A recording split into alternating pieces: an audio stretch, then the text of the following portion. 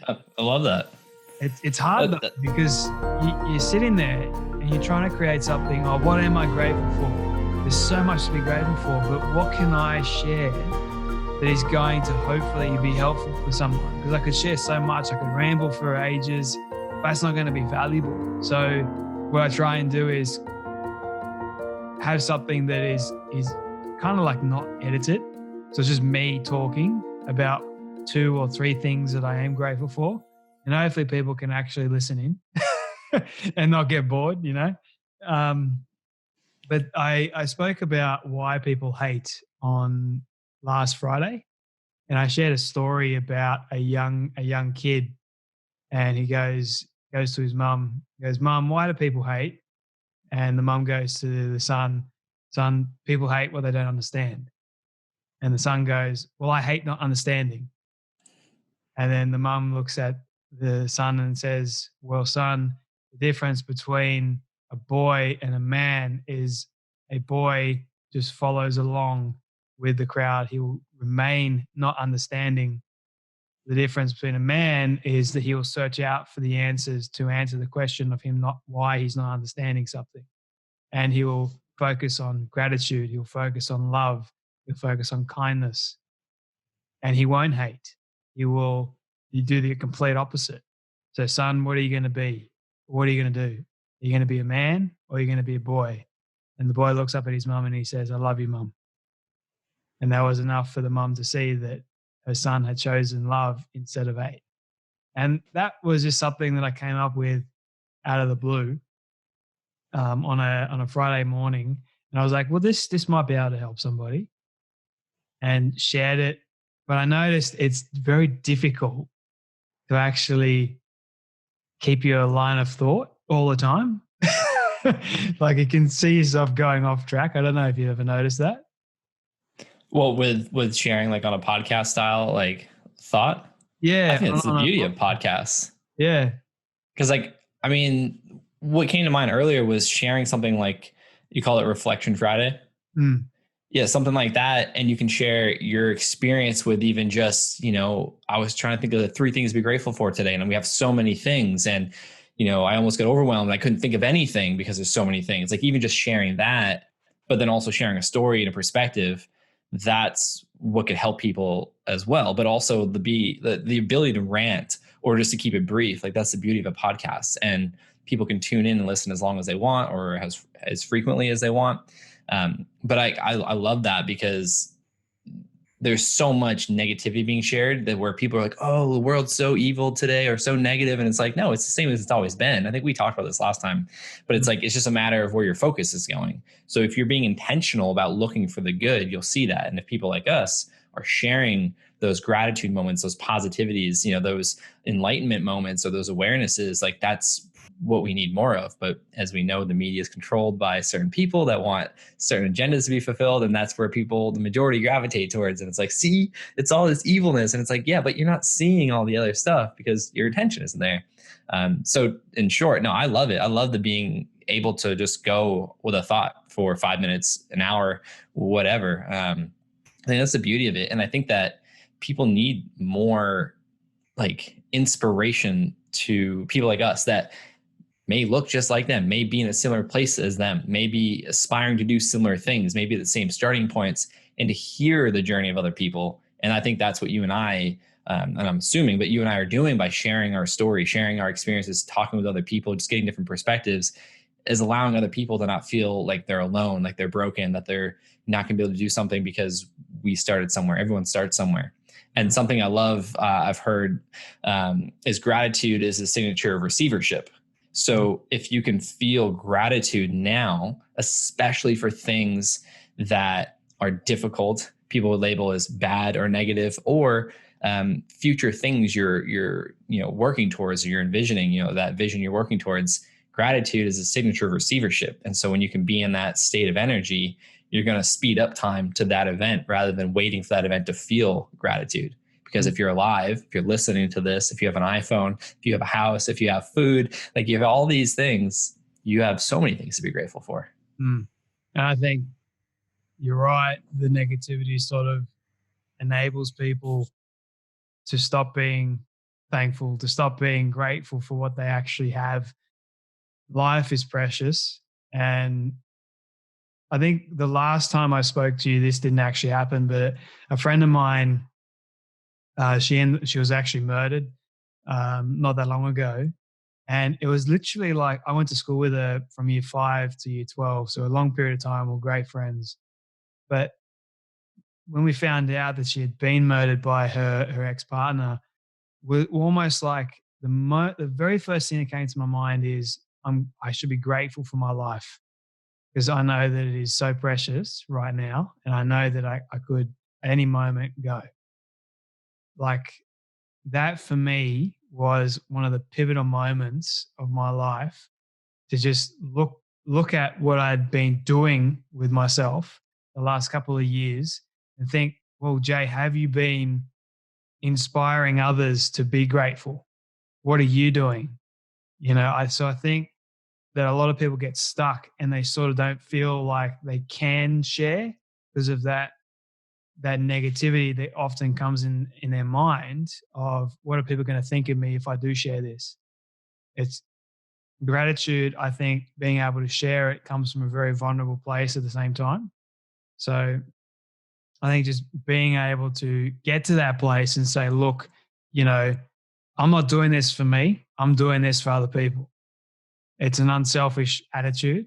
And I realized that, I think, a couple of weeks ago as well, just going back to my why, going back to and being grateful for my why, of why I'm doing this in the first place. Because it does get quite hard. Like, you get rejected on many occasions, and you're thinking to yourself, well, I want my life to be used to help others, yet I'm getting rejected.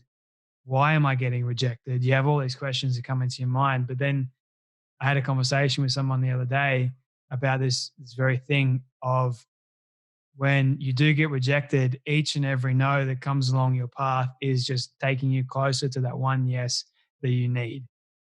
So it's very, very needful, man, in today's day and age, to be inspirational, to do what you're doing, Josh, to inspire other people, to work towards building up people rather than tearing down. See, a lot of people, they actually do tear down rather than build up. And it comes down to foundations. So I guess where I want to shift the conversation to is focusing on foundations, the foundations that ground us in who we are and our values, our principles, and things that you can share that are going to help people form their own foundation that is going to be strong. And what are some things that you've noticed in your life that have helped you? So that's really what I want to speak about and see where the conversation really heads today. Yeah, for sure. And I'm sorry to hear of your friend. I can definitely relate. Saturday was 2 years since my brother had passed. And so that was 13 days Right. after his birthday. So it was like interesting past, well, it's been a little over 2 weeks now, just reflecting and like feeling bad about thinking like, this already happened. I can't change it, but what can I learn from this experience? And I felt like shameful of even thinking that, but there's always something to take away. And my coach was challenging me for those 13 days to start my day with the intention of, how can I honor my brother? And I kept making it like so challenging and so complicated. And then on the night of his passing on Saturday, it just hit me. It was like, I can honor him by doing what I'm doing, by just being me, by trusting the process and sharing his story, sharing my story to inspire other people to shift perspective. Because he was in a dark place, and a lot of people are, but where their energy is going is just fueling them. And when you're in this state of energy, only that level of energy can reach you, unless you have something that shifts your perspective. And you're talking about foundations and values. For me, I started with wanting to leave a negative childhood. My brother's father abused our whole family, and the last 2 years I was home, he was out of the picture. But just so many, like him and so many people telling me I couldn't do this and why bother. Teachers, especially as far as my BMX stream, spite and anger fueled my journey. And then I got diagnosed with a brain tumor at 21. And then it just started shifting, because it was like fighting for my life at that point. It wasn't fighting to prove people wrong. And then the journey moving forward was just like, how can I be the best version of myself? And along the way, I was learning that I need to be helping other people. And so part of my foundation, my purpose that I've become really clear on over the last 10 years and 3 tumor diagnoses later, and all sorts of other life events, is like, if I want to be successful, to me, successful means helping other people.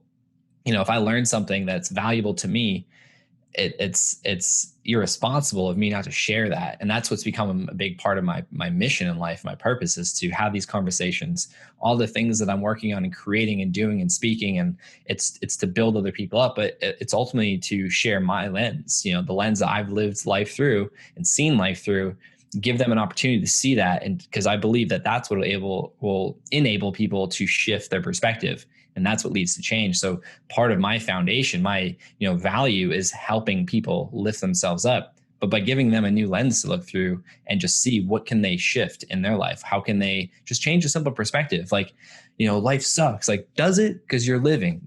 Like that whole stub your toe mentality the rest of your day is shit. It's like, is it, or can you choose to see the good? And I think that that's really important. That's something that I value about you and our conversations, and why I wanted to have another conversation. I look forward to the next ones that keep coming. It's to inspire that belief that if you just shift your perspective a little bit, look at how you can make your life work for what you want rather than focusing on what you don't want.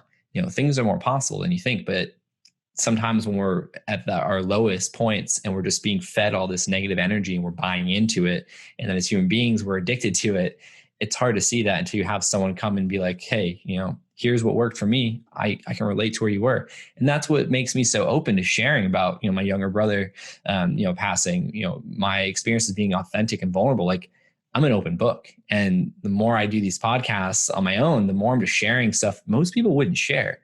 But it's like, that 8 Mile scene where Eminem at the end, just, the rap battle just gives away all this stuff. And he's like, drops the mic. He's like, you have nothing.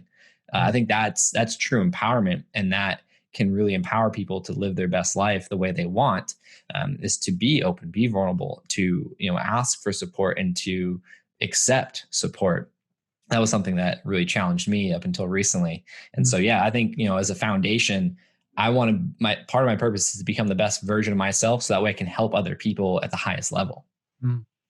I love our conversations, and that's one of the reasons why I wanted to do part 2, because I can speak to you about motivation, inspiration for ages, and you're right.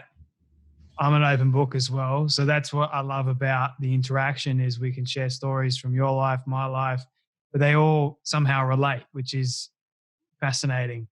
I was actually having a conversation just recently with Dr. Judd Brewer, who's one of America's foremost doctors regarding addiction. And there was such a fascinating conversation. We're continuing it tomorrow morning, in fact, because we didn't have enough time. But this idea of addiction and why people actually struggle with addiction has always fascinated me in my life. And some addictions that I've had to struggle with over the years with my health and with food, even with porn as well. Like, all these things that I've had to deal with. And then I realize now, much later, I'm 23 at the moment, and I'm gone, well, I've struggled with this most of my life. I was exposed to porn when I was 12, became addicted to it up until 2 years ago. That's when I finally got a hold of it. But at the same time, trying to get a hold of it came another addiction with food, and looking at food a very different way, and becoming addicted to calories and my body and the way I looked. And that was a very negative, you could say, and I became a very negative person. So my energy translated to everybody else. So that's what a lot of young people fail to understand, is that your actions will also impact not just you, but other people as well. So you got to be very careful with the things you say, first and foremost, the things that you do as well, because I've always said that, actions are expensive, but words are cheap. Words do have meaning, but actions have more power. and they hold more gravitas to them. So be very careful, be very mindful. It doesn't mean you have to live a life of fear and anxiety of, oh, if I don't do this, if I do this, then it's going to hurt somebody else. No, no, no. You do the best version of you possible, but always be mindful that your actions will not just affect you, but affect others. So dealing with this topic of addiction, I realize now that I'm able to help people get over it. And here are the reasons why it's not good to be stuck there. It's not good to look at yourself like you are ugly or look at yourself in the mirror. I think the mirror is like one of the worst inventions ever made. Seriously, because it enables people to see them for their true self. When they look at the mirror, they see the perception of who they are. They don't see the real them. And inner beauty, inner worth is not found by looking at yourself in the mirror on every single day and seeing the way that you look. True beauty is found with your mindset, with being grateful, once again, being grateful for the fact that you are alive today, being grateful for your friends, your family, what you've been able to achieve, the fact that you are a human being as well. So all these things, man, that all ties into what we're talking about is working towards inspiring other people that do struggle with this stuff. Yeah, yeah. And I think the more you can share, the more people see they can relate to you, because I find like a lot of people just pick and choose what they want to share, and that's their own right. But I've really opened up to sharing everything, because I started to see when I share about this, when I share about that, different people would resonate with me, different people would communicate with me, different people would take value from what I had to share. And then when I started connecting different things that I was just sharing this, and then I was just sharing that, and then when I started sharing them together and how they affected me mentally and physically, and just my reality in general, it started to make sense for a lot of people, and people would pick up their own metaphors from them, make their own connections. And to your point earlier, yeah, I think it's super important to be mindful of how we show up in our life. And that's the step one of consciousness. Like, audit how you think, act, and feel, because that's going to affect other people. But you have to have the understanding and the belief that other people's emotions, thoughts, and actions are not your responsibility. As long as you are not directly trying to harm someone, what they think about you, what they feel about you, or what they do has nothing to do with you. We all choose unconsciously or consciously how to react and how to act in general in life. And so moving forward to the mirror, I think the mirror can be detrimental in a couple ways, because one, like you said, people only see what they want to see, or people would avoid it because of the accountability. They'll see, maybe what they don't want to see. And something, I had an interesting experience this weekend, ate some mushrooms, so psilocybin, and I've learned about people, especially professors, talking about it's a really interesting experience when you look at yourself in the mirror on psilocybin. And I, towards the end of my experience, I did that. And I just started tearing up, and I just had tears running down my face because I saw beneath the surface of me. So my girlfriend was like, yeah, so what did you see? And I was like, I saw myself. She's like, well, no shit. But and I was like, no, I saw myself, and I just felt this immense amount of gratitude and love. And the more I focused in on just my eyes, the more I started to see like my dad and my brother, and it was just like a crazy but beautiful moment. And so I think the mirror, when you it's all about intention. And I think that that's the thing. I talk about how, the mirroring effect in life, metaphorically speaking. But when you look at the mirror, you can choose what you're going to look at or what you're going to see by looking at it, or you can avoid it. And so, I love that. And I think that that's my experience recently. I think a lot of people would benefit from maybe having a little hallucinogenic experience and just being able to see past the surface level of the facade, the avatar that we play, especially on social media. Because I think that gets people hung up a lot. Is people, I don't think people understand this in the moment, but people choose what they want you to see, whether it's a celebrity or it's your friend. Social media is just a reflection of whatever they felt like sharing. Yeah. Even myself, who's open, I don't share everything, good or bad, whatever you want to, I don't share everything. And the last few weeks, I haven't even posted. I just was like, I'm going to wait till July to see how it goes. I felt like this weird like attachment addiction to my phone and just wasted time, and was just getting stressed out about trying to post content to, this and that. I was like, I need to live for me. And, like 2-week period with my brother's birthday and his passing, I was just like, let's just avoid everything. And I forget the last time we talked, if this had kicked in or if it happened after, but my coach put me on an educational detox for a month. So no books, no educational podcasts or YouTube videos, no workshops, like no learning at all. Correct. And by doing so, I've had to be present with myself. And I was finding my addiction to knowledge was covering up an insecurity of not knowing enough, but also going down this like addiction to stress and having to keep busy. I was trying to read this book and that book every day, do a workshop, listen to a podcast, record a podcast, like all these things. And I just was like feeding that addiction of stress. And now that I've noticed where I'm just like, I feel like my ultimate goal in life is to be free, like to feel free. And I was putting all these constraints on myself to not feel free, but to feel stressed. And then just today, I was just like, I sent her a message and I was like, hey, like, it's so weird. Like things are great right now in every which way.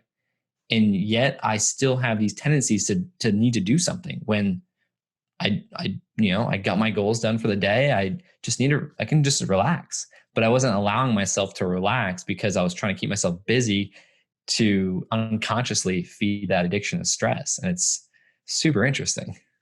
I find the topic of stress and anxiety quite fascinating because everyone struggles with stress at any given day. And I know that life in of itself is quite stressful. Like you got work stress, you got relationship stress, you got emotional stress, you got all these stresses that come into your life and you're trying to figure out how to manage it. And you 100% hit the nail on the head with social media and how social media is so impacting to our stress. You're right. Everyone makes it so this is what I want you to see. I'm not going to allow you to see the bad days, the bad stuff. And I was speaking to Dr. Judd about this as well this morning, actually, funny enough. It's to do with everyone seems to focus on the past. So what you've posted before, what are you going to post now, and what are you going to post next? And it's almost like everyone's like craving, okay, they haven't posted in a while. Why haven't they posted in a while? I've been following you for ages. Come on. They almost feel like you're doing them a disservice. It's like, I can't click that like button, or I can't see with my own eyes what you are posting, regardless of if it's motivational or if it's just part of that person's life. Right? I was in a relationship last year or the year before as well, which ended pretty badly, but she would always focus on the what ifs. I never understood that. I would always focus on the what is. I'd make plans for the future, but I wouldn't be stressed over the fact that it hasn't happened yet. I would always focus on the now and being in the present moment, because of what is was more important to me than what if, because it hasn't happened yet. And she would always say to me, Jay, that the what ifs keep you grounded. I said, no, they don't. They make me more stressed because it hasn't happened yet. And just trying to get me to that point of seeing that the what ifs are still important than just the what is. And I was like, well, yes and no. I don't know how you feel about that either, man. But for me, I just found it more stressing. And I was trying to get out of that place of not being stressed too much. And I think if a lot of people were to focus on the here and now, just being present with themselves, and whether or not they want to take psychedelics, and that's completely up to them. But I think just getting to a new conscious level of just digging deeper and asking yourself the questions, well, who really am I? How can I help people? But firstly, you can't help others unless you help yourself first. And knowing that is the key to moving forward, I think. Yeah. I mean, knowing yourself and helping yourself is everything, because you can't help other people if you're falling down. It's like you can't get up, figuratively speaking. And so I think that's super important. And the what if, I think that could be two ways. It depends on how someone's perspective is. If they're saying, what if this happens in a negative context, and that's all they're focusing on, then yeah, that's not going to be helpful. But if you were to think like, what if this happened in a positive light?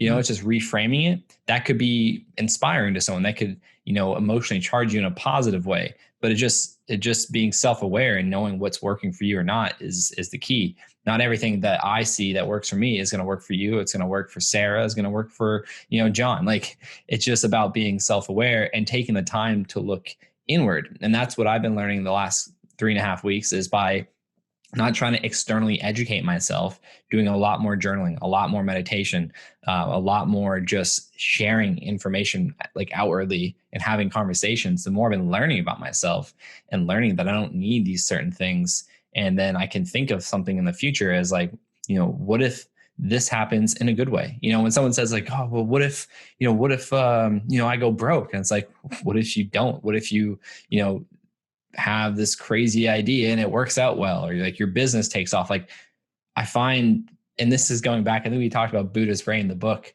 last time, but it's like, Yes. the fundamentals of a human surviving is the stick analogy. It's like focusing on fear, because that means survival. And although pleasure can mean survival, it's not as powerful and doesn't trigger the brain and the chemicals the same way, because it's not about survival. Like, when you're always thinking of, what if this happens in a fear sense, that means protection.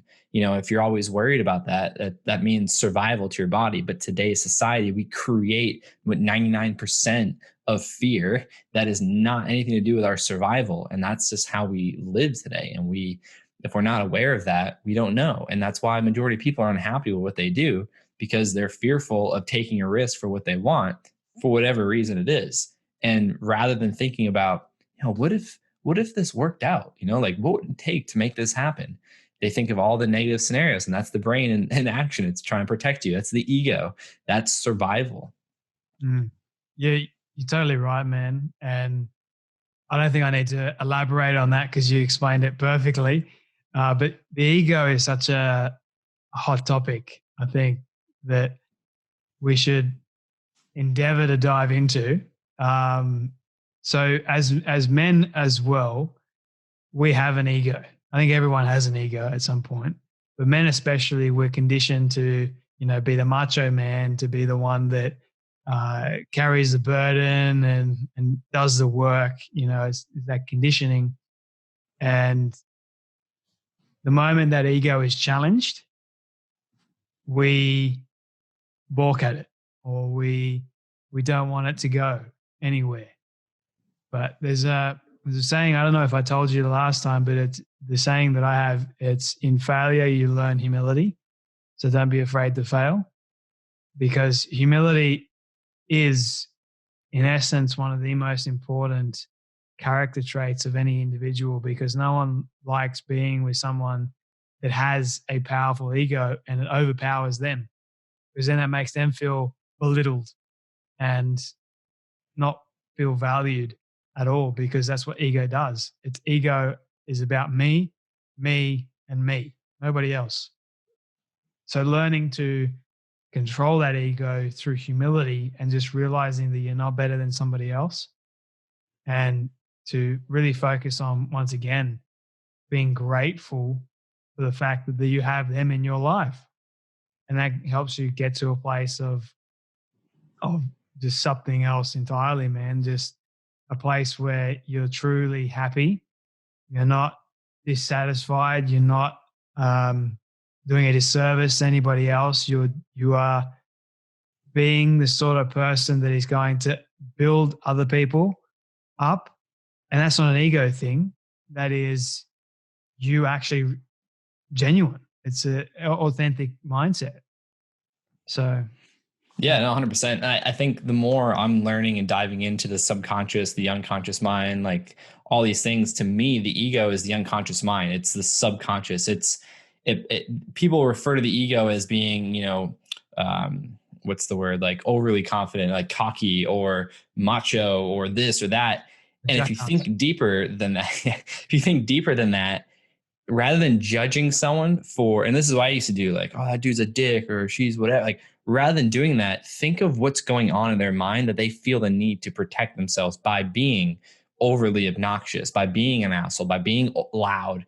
It's an insecurity they have. There's something that was triggered, and that's what, their unconscious mind chose to do to protect themselves.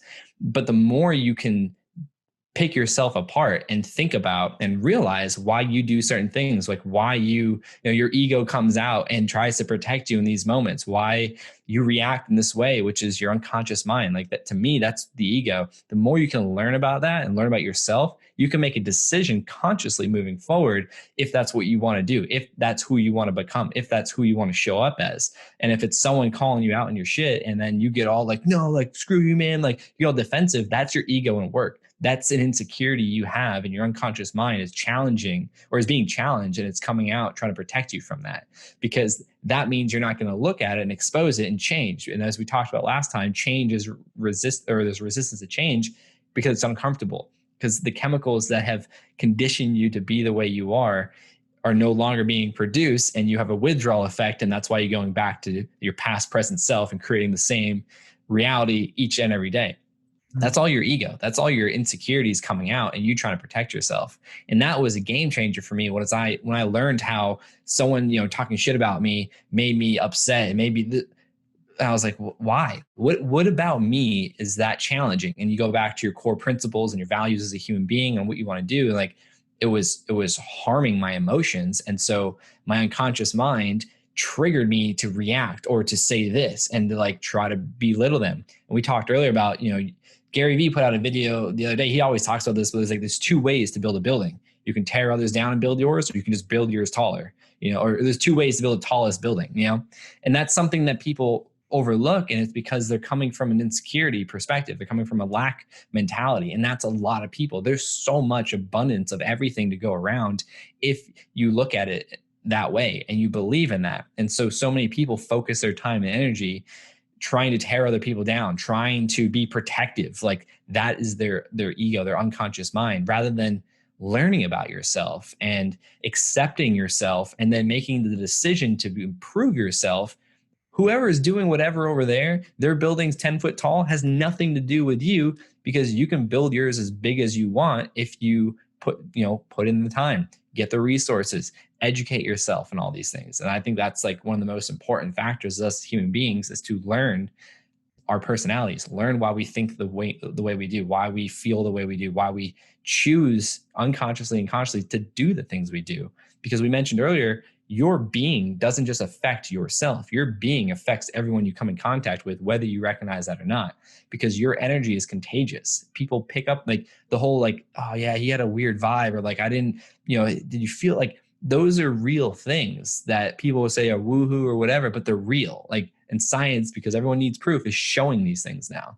And so if you show up as, your worst self one day because you had X, Y, and Z happen as an excuse, and you weren't conscious, you were letting your unconscious mind choose for you, you're in autopilot, like you affected the other person, maybe in traffic, maybe at the counter, or the opposite. Maybe you could have changed that person's day or life because you showed up with intention, because you learned about yourself, and you didn't let, that person cutting you off affect you because you thought, wonder what kind of day they have. Then you look and they got kids in the back, they're yelling and screaming. And you're like, oh, that person isn't an asshole trying to cut me off.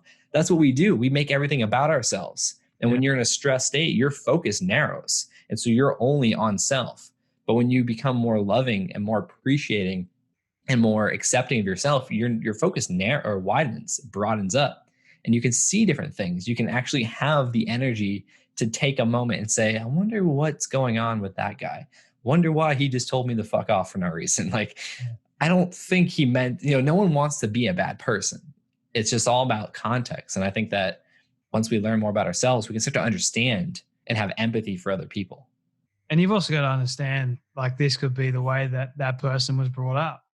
Like, I don't know how you were brought up, or you don't know how really I was brought up, but you got to, I think, being more understanding of, okay, this person probably doesn't know any better.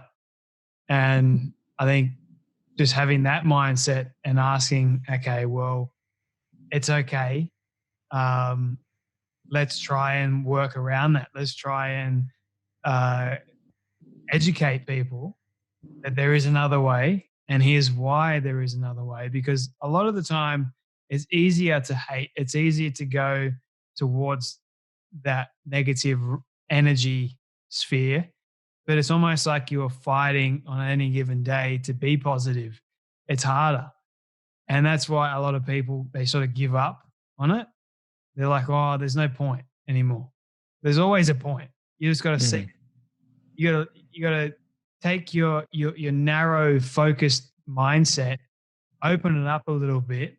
You're right. Be more accepting of a lot of things, because if we were to accept, the problem is that acceptance is hard. Like when Yeah.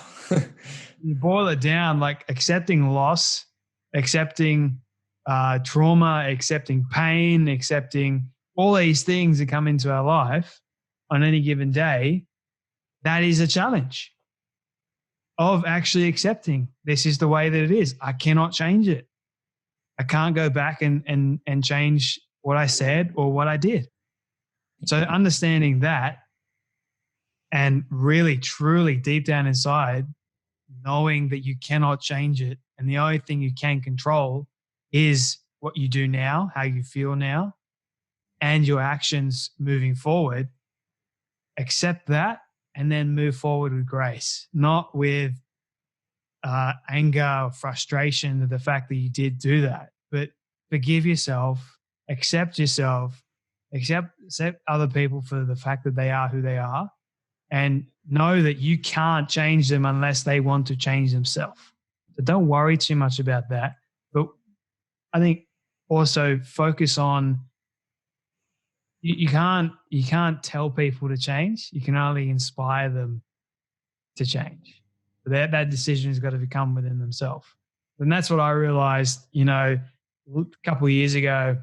I was a very angry person, very frustrated young person, didn't understand who I was, didn't know exactly what I wanted to do out of life. And I was just going, coasting a little bit.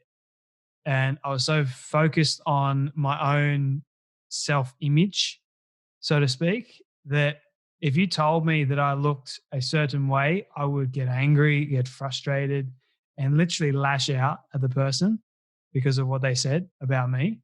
And it was not a good place to be in. I didn't accept me for me. I didn't accept that this was my life at the moment and it needed to change. I didn't want to accept it because change is hard and I hated change. So it took me going into the hospital for 8 days for me to lose all my dignity, everything that I held dear to me in that 8-day period. And then even after, for months afterwards, trying to get to this place of accepting, okay, well, this is really who Jay is. And that was probably the hardest thing I've ever had to endure, of figuring out, okay, well, what do I want to do? And I was still trying to figure that out last year. And when I finally figured it out, Josh, I kid you not, it was like this massive weight was lifted off my shoulders. And I realized that's it. It was in front of me. I always referred to it as these doors. So I had so many doors open for me, but the right one had remained shut until I saw it. And once I saw it and I made a beeline for it and I opened it up, it was the best door that could possibly have opened out of the others. But I didn't know it was there until I had learned to see that it was there. Yeah, no, that's amazing. And that's so important, is because acceptance means to let go of control, which is an insecurity of not feeling safe. And you mentioned, our childhood forming our, mentality. And like that's been shown in neuroscience. Like 0 to 12 is when your personality is really conditioned, and 0 to 7 is when it's most susceptible to taking in information. And at those ages, we don't learn from words. We learn from observing and how we feel and the vibrations of, words being said to us and what we're witnessing. And on that note, Breaking the Habit of Being Yourself by Dr. Joe Dispenza, that book is phenomenal. But then also a Disney cartoon called Inside Out that came out like 4 or 5 years ago. It's this, childhood cartoon or this child cartoon, like taking this girl from being a baby and like going through all the changes of like her parents being married and divorced and changing, schools and moving for work and this and that, and how memories are made and forgotten and emotions are taken and like all these things. It does a really good job as a kid's cartoon to show this stuff. But yeah, like you mentioned, like when you accepted and let go of the control, you accepted that you're in control of yourself. And that's a big part of the resistance that comes up with looking at ourselves and trying to accept ourselves, is because then we know we have to make a choice. Once we know ourselves and we know what we're doing is not getting us the results we want, we have to accept accountability and change. But change is so difficult, as we mentioned earlier. But once you do accept your reality as a manifestation of your personality, that door does narrow down to that's the right choice. And the weight's lifted. It just makes so much sense because it's you're taking responsibility for you in your life, and that allows you to move forward in a way that's going to best serve you. But if you're always taking the easy route, which is the victim route, the negative route, because it's survival, it feels good to the body. If you're always taking the easy route, it's going to be harder in the long run than trying to do the hard work now and delaying gratification with the understanding and the faith that the process is going to pay itself off, because that's uncomfortable. But even though it's undesirable to feel negativity, to feel pain, to feel suffering, all that, it's known, so it's easy. And it's just a game changer once you accept that that's what you're doing, and you go from the victim mentality and the victim seat to the driver's seat of your life. But that starts with consciousness and acceptance. And then once you do that, then yeah, you can find the right door. It's right in front of you. But when you're in that victim mentality, you're in that stress state, your mind is so narrowed onto self. No matter if Tony Robbins is telling you he's got the answer and $1 million for you waiting for you, that's not going to resonate, because that's not where your mind's at. That level of energy is too far beyond what you can comprehend. And that's, I think, why breathing is so important too. I'm learning more and more about changing your state with just breath. And like, people make meditation so complicated. I did that. And then when I started learning, it's just a matter of just being focused on your breath, just being aware that you're breathing, belly breathing rather than chest breathing. You can really tell if someone's stressed out by watching them breathe and if their chest is doing all the work. That's a really easy way to see if someone's stressed or if you're stressed yourself. But yeah, that's the easiest way to change your state, and then new information can come in. And that's why I love Kerwin Ray. He always talks about, like, if you're feeling stressed, that two things, that means there's growth going to happen. You're going to have a breakthrough soon when you're getting that stressed and overwhelmed. But also take a minute, go take a step away, breathe, go meditate, go do some, I'm about to get into Wim Hof breathing. A buddy of mine is obsessed with it, and he keeps telling me about it. I'm like, all right, great. But like, that's the easiest way to change your state of being, is just by your breath and being aware of it, whether you're doing deep, slow breaths, if you're doing a certain breath technique, or whatever it is. I'm about to speak to someone that actually is a coach for the Wim Hof Method. Oh, cool. That's at 12 o'clock today. So I'm really looking forward to actually speaking to her. But she's in somewhere, I think she's in Thredbo in Australia. So she's in New South Wales somewhere. But I agree with you on the Wim Hof Method, 100%. I hate having cold showers, but for some reason, having like a cold dip in the ocean or something like that, it's different. I think because the shower, you can control the temperature. Yeah. Whereas the ocean, you can't. So it's like you're jumping in and you can't change the temperature when you're in the water, you're stuck. So actually having that ability to just not be able to change the temperature and just go and do it in the first place, that's powerful, because then you're taking yourself out of that fear factor and the control factor of, I can control this back part of my life, and then I'm going to take myself out of that and do something that is going to be completely different, and it might teach me something.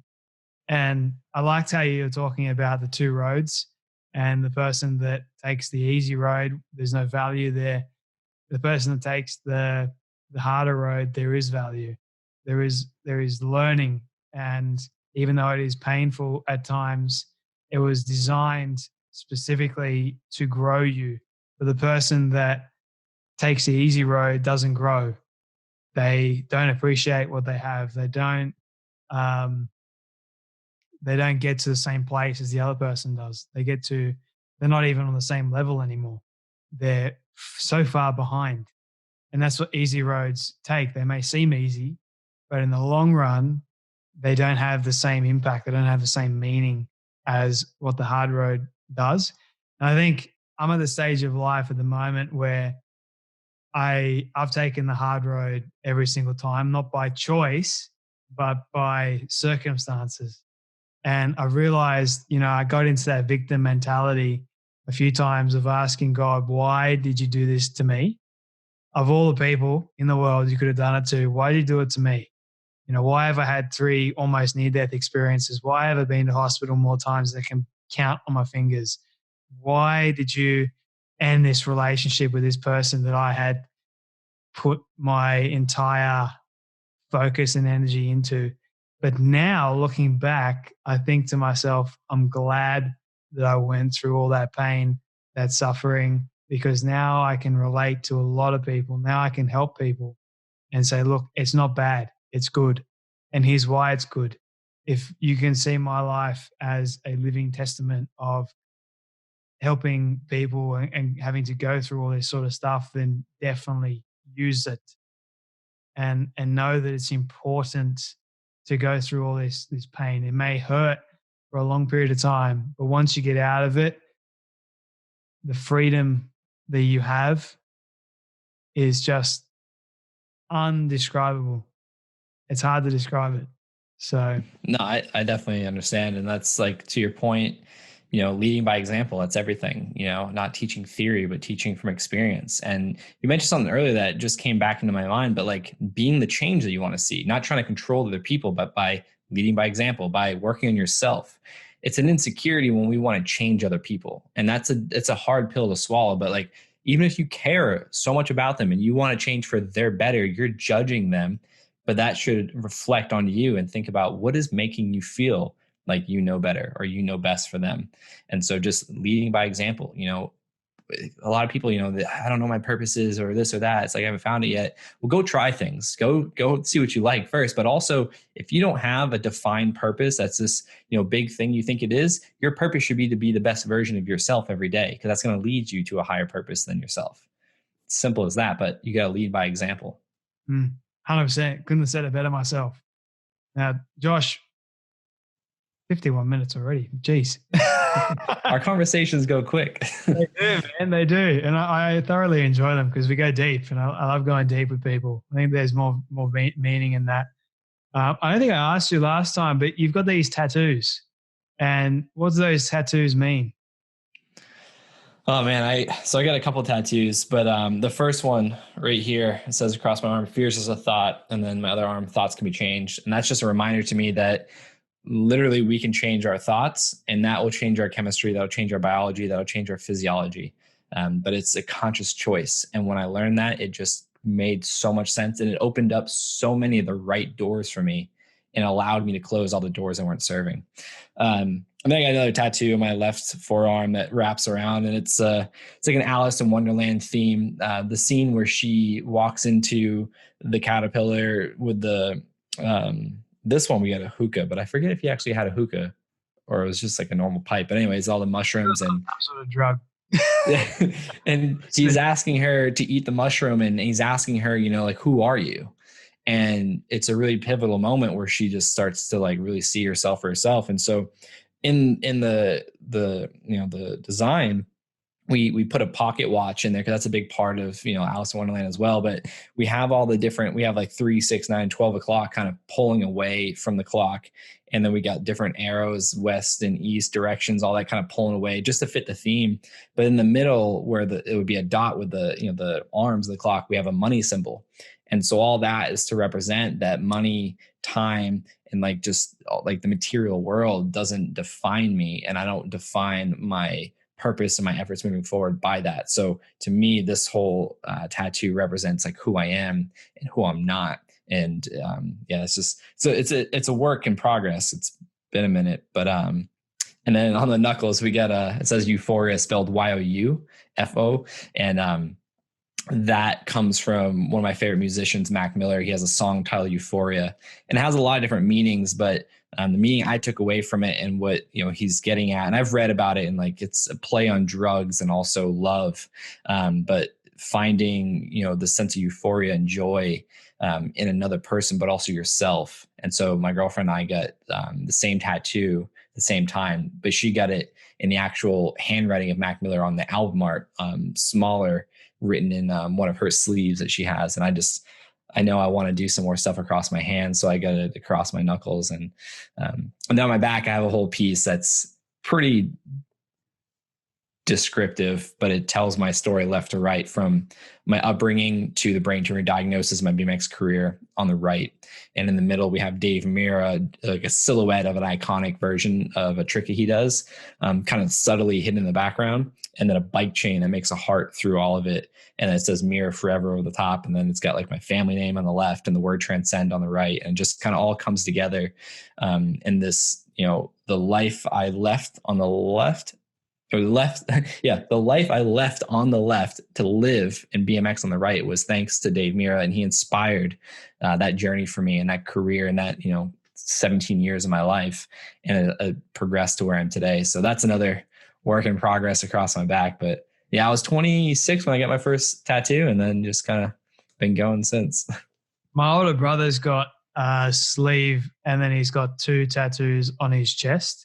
So he's got a picture of our old German Shepherd on his chest, close to his heart, because Joy was one of our past German Shepherd dogs. She died we had to put her down January 18,